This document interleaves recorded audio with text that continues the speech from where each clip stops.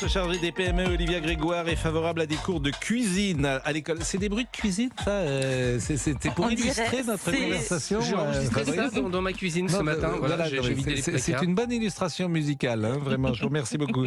La déclaration a provoqué un tollé à gauche. Pour la ministre, il faut réapprendre à cuisiner des produits bruts pour éviter d'acheter tous ceux qui sont trop chers. L'idée est-elle absurde ou pas si bête? C'est ce que le gouvernement a annoncé. J'avoue, au début, je pensais quand même que c'était une bonne idée. Oui, apprenons la cuisine à nos petites têtes blondes, enseignons-leur l'excellence de la gastronomie française, les mystères du pot-au-feu, de la bouillabaisse, de la poule au pot. Faisons des cours de cuisine. Et là, ils ont rajouté pour lutter contre l'inflation. C'est pas vrai, mais c'est quoi? C'est ça le plan du gouvernement? Faut fabriquer les trucs soi-même maintenant? Ils devraient donner des cours de fabrication d'essence. Bientôt, tu pourras être premier en maths et en samplon 98. Non, mais c'est ça qu'on propose. Martin a fait ses devoirs. Oui, il vient de finir son diesel, là. Franchement, super. Non, dans 10 ans, tu verras des cinquièmes fabriquer leur maison pour lutter contre la hausse des loyers. Non, mais on va où, là, Estelle? Alors, des cours de cuisine contre l'inflation et bientôt des cours d'origami contre le mal logement, Bruno. Voilà, pour fabriquer ta future maison en carton. Eh oui, n'est-ce pas? En résumé, à l'école, maintenant, on va surtout apprendre aux enfants à être pauvres.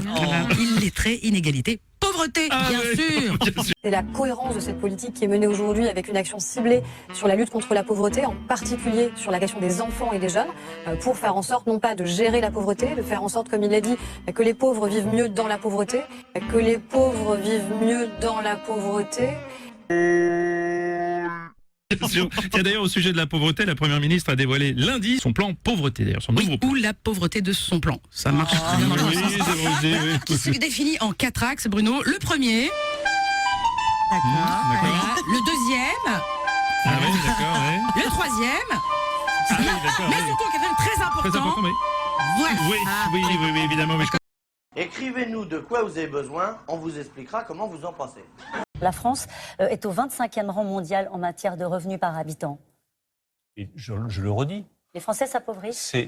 Non, les Français ne s'appauvrissent pas. Les Français ont des revenus qui augmentent régulièrement année après année. Tu nous prendrais pas pour des cons par hasard, toi? Et bientôt, la sobriété alimentaire. 25% des Français se privent réellement. Il y a aussi plus de 7 personnes sur 10 qui mangent moins de viande ou moins de poisson, ou ne mangent plus rien entre les repas. C'est fou, ça. C'est la première fois que l'on assiste à un déclassement par l'alimentation. Nous devrons tous faire un effort. Les rois du monde font tout ce qu'ils veulent. Ils ont du monde autour de mes yeux. La fin de ce qui pouvait apparaître comme une abondance. Celle de la fin d'une abondance de produits. Il y avait un magnum de champagne Paul Roger, cuvée Winston Churchill 2013. La rupture des chaînes de valeur. 699 € la bouteille. La fin de l'abondance de terre ou de matière. Et Brigitte Macron porte aujourd'hui une veste 3/4 Chanel. Et là, nous aurons des dispositions à prendre. Bâtard. Édouard Philippe a sévi durant le mouvement des Gilets jaunes, il a fait couler le sang, il n'a rien à faire ici, c'est un éborgneur. C'est un éborgneur. Non, Fabien, tu ne gagneras pas avec un steak. Bataille. Fontaine. Bataille des fontaines. Ferme les yeux, mon amour. Ok.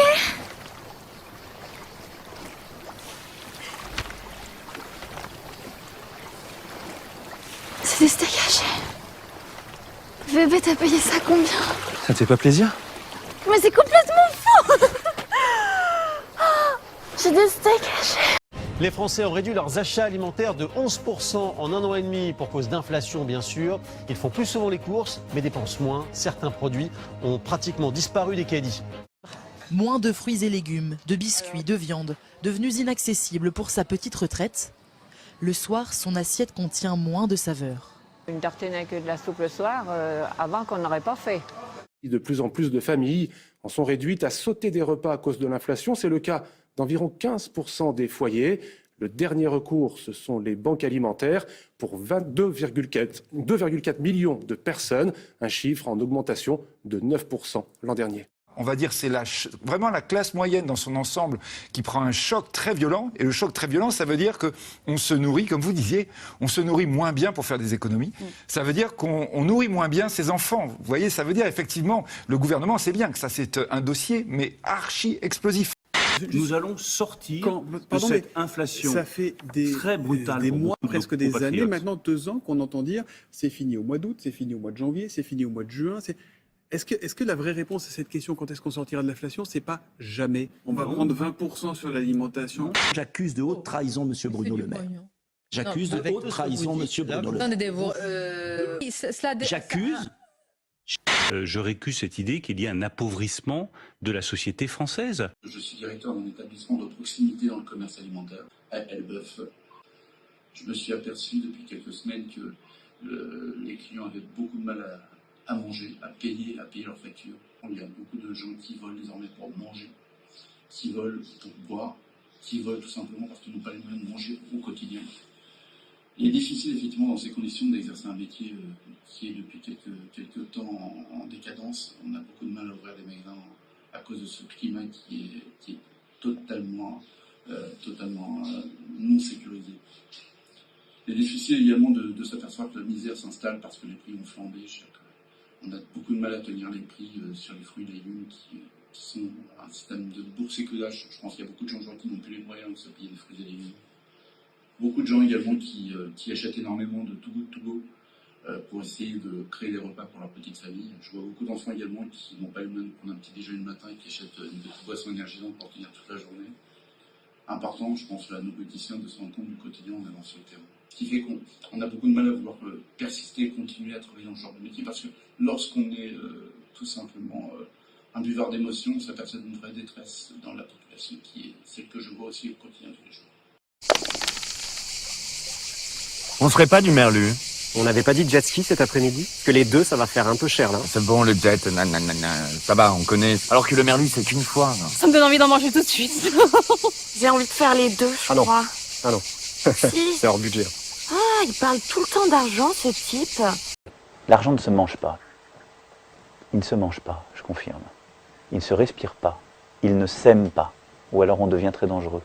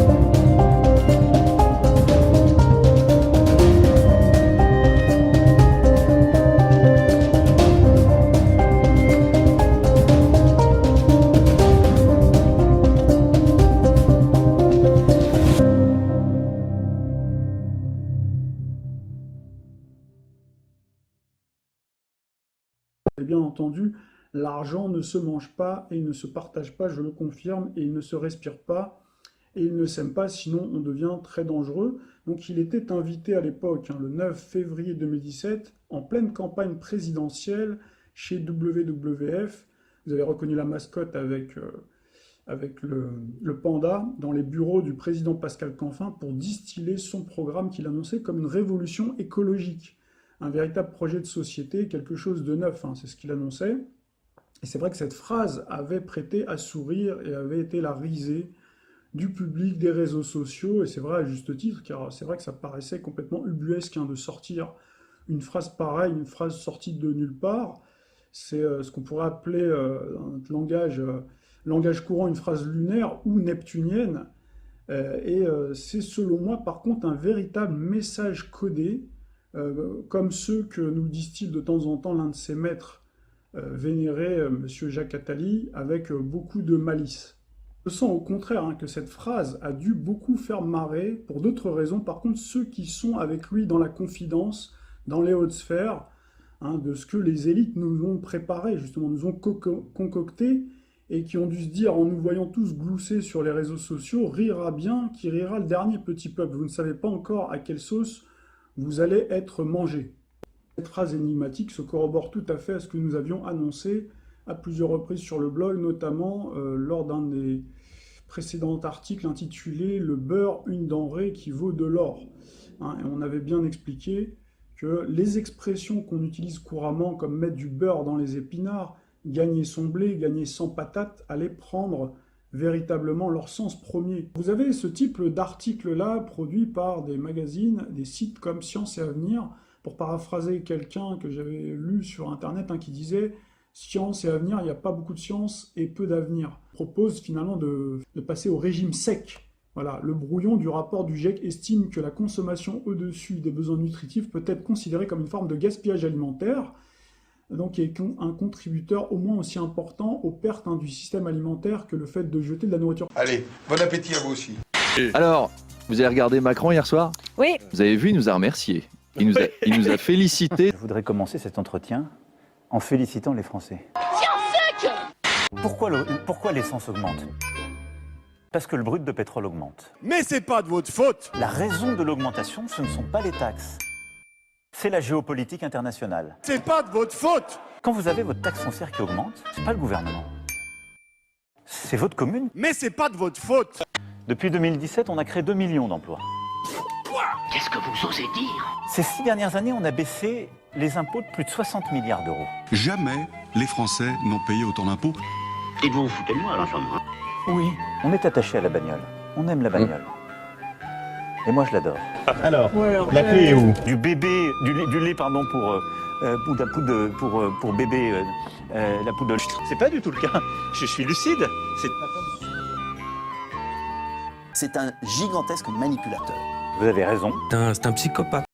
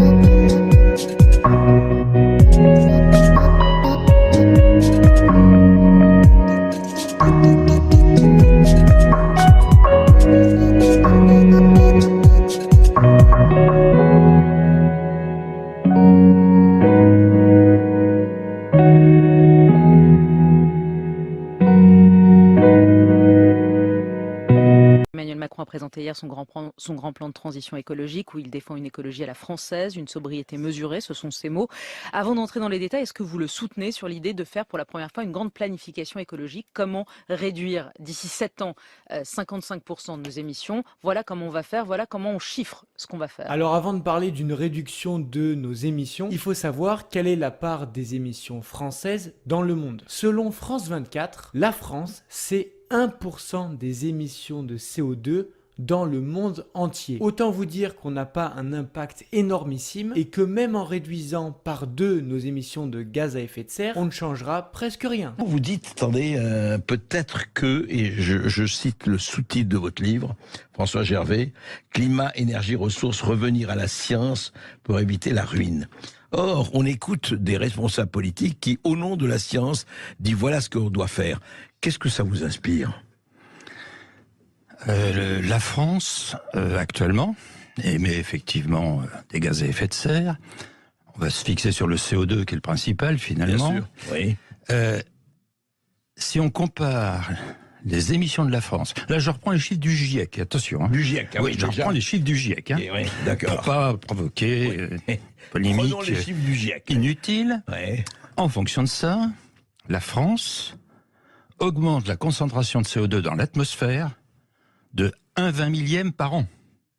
1/20 millième par an, la France. Autrement dit, il faudrait faire ça pendant 20 000 ans pour que ça commence à avoir un impact.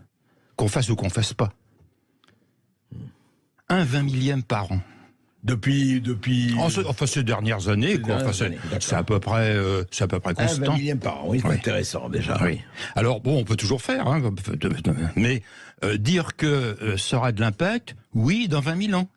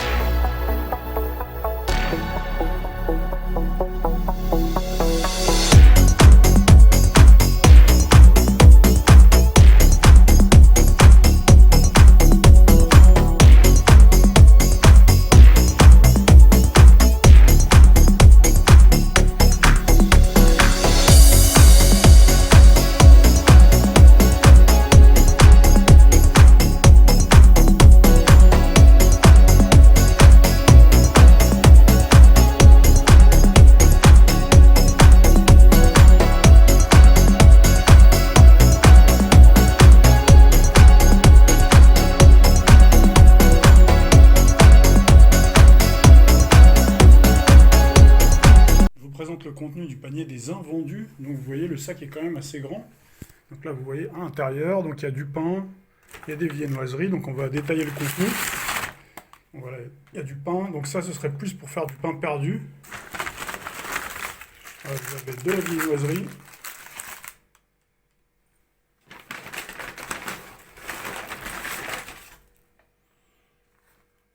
Alors là, c'est un sandwich au fromage.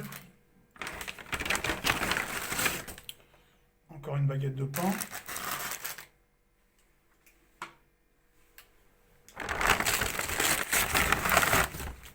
Un autre sachet de viennoiserie. Voilà. Et encore du pain. Donc là, c'est du pain de seigle a priori. En fait, c'est un sandwich. En fait, je découvre en même temps que vous le panier. Donc voilà, donc en gros, vous avez 2 sandwichs, 2 baguettes et 2 paquets de viennoiserie. Ça pour 4,99 € au lieu de 12. Alors c'est ce qui est noté sur l'application.